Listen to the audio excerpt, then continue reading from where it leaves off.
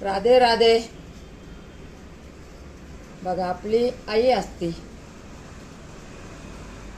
आई असती, वडील असते, बहीण असतो, भाऊ असतो मोठे आपल्यापेक्षा. तर आपले आई वडील किती आपल्याला लाडाने वाढवते. आई आपली चालणं शिकवते, बोलणं शिकवते. एक शब्द 10 वेळेस आपलं बाळ आपल्याला विचारतं.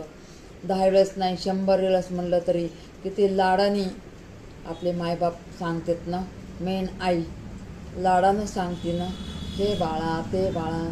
ते लेकरू आपल्याला बार बार 100 वेळेस विचारतं, तरी आई त्याला उत्तर देत राहते.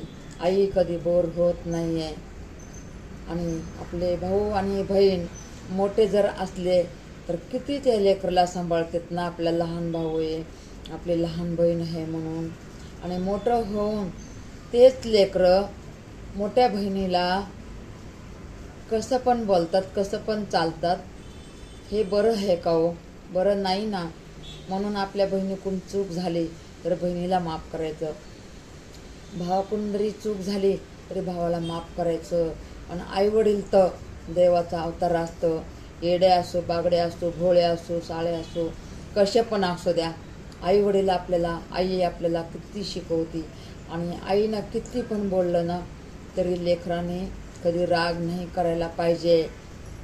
बघा, त्याच्यातच आपल्या मुलाचं लय मोठं भलं होतं.